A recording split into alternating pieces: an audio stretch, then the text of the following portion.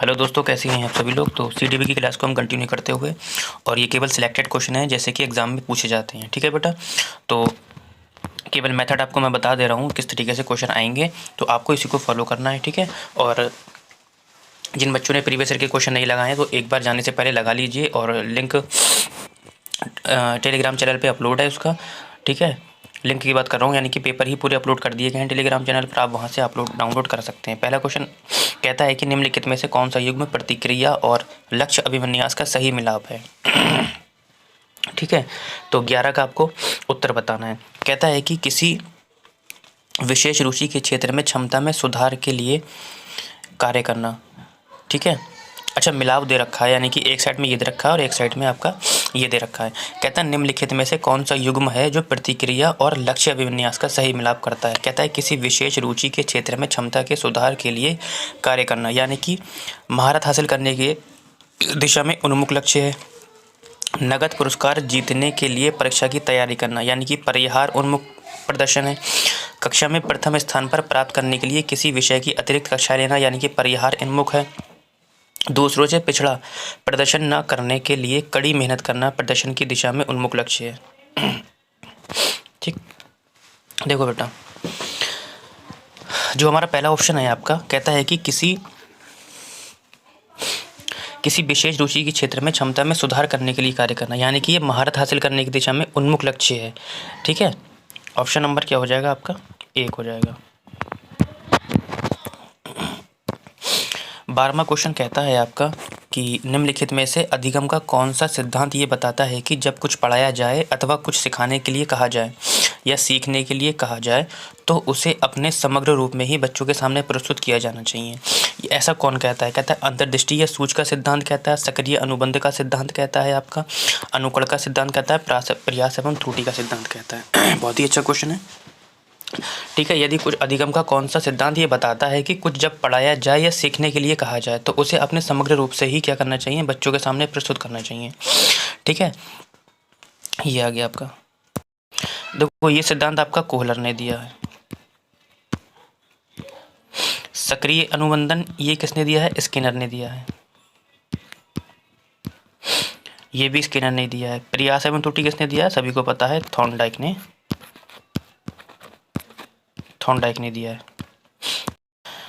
देखो त्रुटि प्रयास क्या कहता है, बच्चा क्या करता है, हिट एंड ट्रायल से सीखता है, यानी कि गलती कर करके सीखता है, लेकिन ऐसा इसमें कुछ नहीं किया गया। बच्चा कहता है अनुकरण करके सीखता है, जो बच्चे यानी कि प्रबलन के द्वारा सीखता है, सक्रिय होकर सीखता है। ठीक है, ये दोनों नहीं होंगे। अनुबंध यानी कि गेस्टाल्टवादी जो हैं सिद्धांत, जिन्हें किसने दिया है, कोहलर ने दिया है। ये कहते हैं कि इनके अनुसार क्या होता है कि व्यक्ति जो होता है या बच्चा जो होता है अपनी संपूर्ण परिस्थिति को क्या करता है, अपनी मानसिक शक्ति से अच्छी तरह से क्या कर लेता है, समझ या सीख लेता है। इसलिए ऑप्शन नंबर क्या होगा, 1 होगा आपका। 13वां क्वेश्चन आपका कहता है कि राष्ट्रीय शिक्षा नीति 2020 के अनुसार मूल्यांकन का उद्देश्य किसकी जानकारी देता है। जो मूल्यांकन है वो किसकी जानकारी देता है, आपको ये बताना है। कहता है विद्यार्थी को कक्षा में व कक्षा के बाहर कैसे सहायता दी जा सकती है। बिल्कुल हो सकता है। विद्यार्थी का उसके सहपाठियों की तुलना करना, देखो तुलना करना है, मैंने बताया था आपको तुलना नहीं करना है, आपको नेगेटिव सेंस है। विद्यार्थी के सीखने में कमियां व अभाव ताकि उसकी असफलता का सही पहचान की जा सके। नहीं भैया, ये तो बिल्कुल ही नेगेटिव शब्द हो गया। विद्यार्थी को रटने की क्षमता की जानकारी, ये भी नहीं होगा।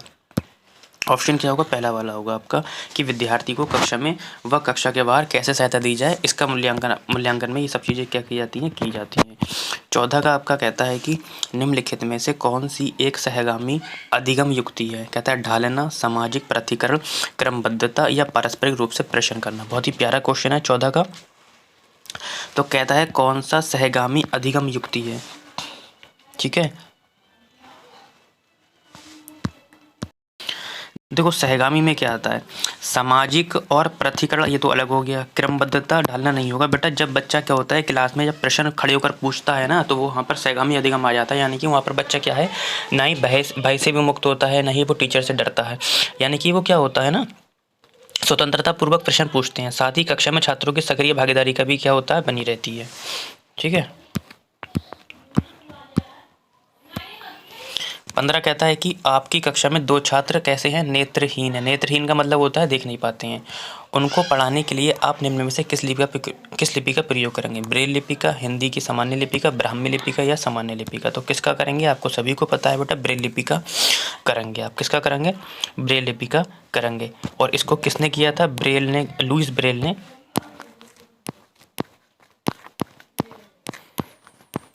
लुईस ब्रेल ने 1905 में इसे बनाया था। इसमें कितने बिंदु होते हैं बेटा? ये डॉट होते हैं, तो बिंदु की संख्या बेटा 6 डॉट होते हैं आपके, ठीक है।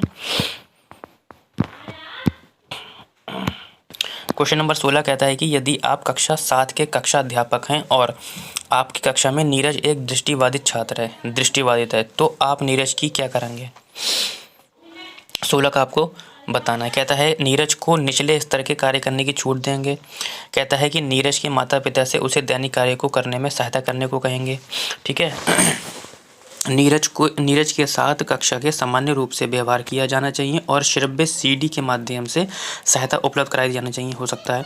कहता है कि नीरज के साथ कक्षा में विशेष व्यवहार किया जाना चाहिए। देखो, आपको लगता होगा कि यार सर सारे ऑप्शन मुझे ठीक लग रहे हैं, तो मैं लगाऊं कौन सा?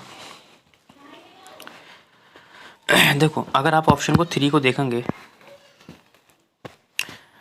ना तो निचला स्तर देना है ना ही ऊंचा स्तर देना है, हमें सामान्यों के साथ ही रखना है, तभी तो समावेशी कक्षा का फायदा हो पाएगा, वरना समावेशी कक्षा का क्या हो जाएगा? हनन हो जाएगा। माता पिता के साथ हम क्यों बनाएंगे जब हमारे बाद वो पढ़ने आ रहा है? देखो, दृष्टिबाधित जब होगा तो उसके साथ सामान्य रूप से व्यवहार किया जाना चाहिए और सीडी के माध्यम से क्या करना चाहिए?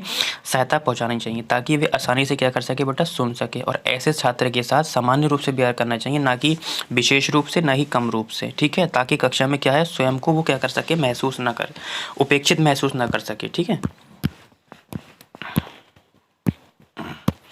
17 कहता है कि विद्यार्थियों में एक संप्रदाय के अधिगम को सुसाध्य करने के लिए एक शिक्षक को निम्न में से क्या करना चाहिए? बहुत ही अच्छा क्वेश्चन है। क्या कहता है, फिर से समझ लीजिए कि विद्यार्थियों में एक संप्रदाय के अधिगम को, यानी कि एक संप्रदाय है जिसको सिखाने के लिए शिक्षक को निम्न में से क्या करना चाहिए, ठीक है, ये आपको बताना है। कहता है नई जानकारी और पिछले ज्ञान के बीच संबंध बनाने से बचें। देखो, आप जब तक बच्चों को पूर्व ज्ञान से जोड़कर नहीं पढ़ाएंगे तो बच्चा कैसे सीख पाएगा? ये कहता है कि उससे बचना चाहिए, तो ये वाला ऑप्शन नहीं होगा। कहता है नियमों को समझने और अवधारणा की विशेषताओं को परिभाषित करने पर ध्यान दिया जाना चाहिए, ठीक है। तो नियमों को समझने और अवधारणा की विशेषता को परिभाषित करने पर ध्यान देना चाहिए, ठीक है। आगे देखते हैं। ये वाला कहता है कि विषय वस्तु से संबंधित आवश्यक और गैर आवश्यक जानकारी को मिश्रित करना चाहिए। सामग्री और जानकारी को अत्यधिक मूर्त तक तो सही था, लेकिन उन्हें क्या जटिल भी के रूप में प्रस्तुत करना चाहिए, तो ये नहीं होगा। अब या तो ये होगा या तो ये होगा। देखो, जब हम बच्चों को नई अवधारणा सिखा रहे हैं, ठीक है, तो विषय वस्तु से संबंधित आवश्यक और गैर आवश्यक जानकारी को मिश्रित नहीं करेंगे, कन्फ्यूज़न हो जाएगा बच्चे को। या तो आप एक ही से पढ़ाइए, तो एक ही ऑप्शन बचता है आपका कि नियमों को समझने और अवधारणा की विशेषताओं को परिभाषित करने में क्या देना चाहिए? ध्यान देना चाहिए, ठीक है, जो उसके नियम बनाए हैं वो। कहता है कि निम्न में से कौन सा युग्म सुमेलित है?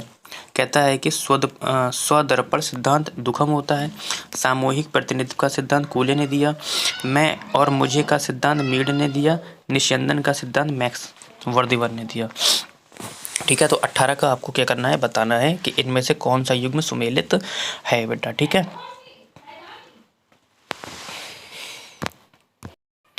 देखो बेटा, ये जो आपका स्वदर्पण सिद्धांत है ये गलत है। ये किसने दिया है? कूले ने दिया है आपका। किसने दिया है? कूले ने दिया है आपका सिद्धांत, ठीक है। और ये सिद्धांत किसने दिया है? दुर्खिम ने दिया है,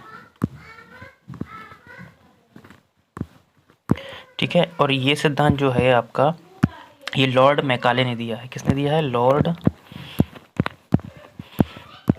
मैकाले ने दिया है, ठीक है। तो ऑप्शन क्या हो जाता है? मैं और मुझे का सिद्धांत किसने दिया है? मीड ने दिया है। अब इसमें होता क्या है बेटा? देखो, इसके सिद्धांत के अनुसार क्या होता है कि समाज में अपनी भूमिका निर्वाह करते हैं। बालक में धीरे धीरे ये अवधारणा विकसित होने लगती है कि उसकी बातों तथा व्यवहारों का अन्य व्यक्तियों पर कैसा प्रभाव पड़ता है। इसके माध्यम से बालकों में मैं की भावना विकसित होती है, ठीक है, एवं उनका समाजीकरण तीव्र गति से प्रारंभ हो जाता है। इस प्रकार मुझे, जैसे कि मैं हो गया, अब इसके बाद आ जाता है मुझे। अब मुझे में क्या आता है? मुझे की भावना का भी विकास होने लगता है। कैसे? जबकि समाजीकरण का हाँ ठीक है, आगे बढ़ते हैं।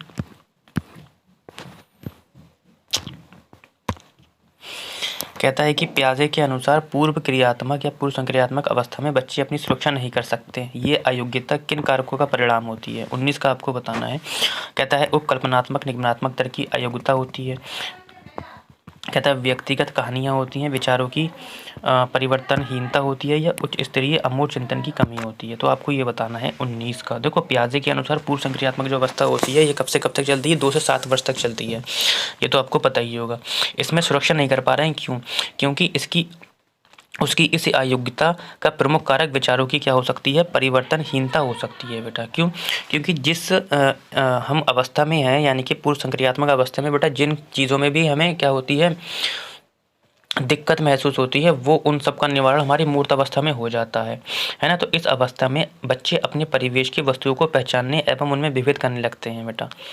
नई सूचनाओं और अनुभवों का क्या करते हैं? संग्रह करते हैं, तथा बच्चों में वस्तु स्थायित्व के भी गुण क्या आ जाते हैं। लेकिन इसमें आपका संरक्षण नहीं आता है और न ही हमारा विलोमीयता आती है। तो इन सबको दूर करने के लिए हम कौन सी अवस्था में पहुँचते हैं? मूर्त में पूछते हैं। लेकिन विचारों की परिवर्तनहीनता होती है बेटा, ठीक है।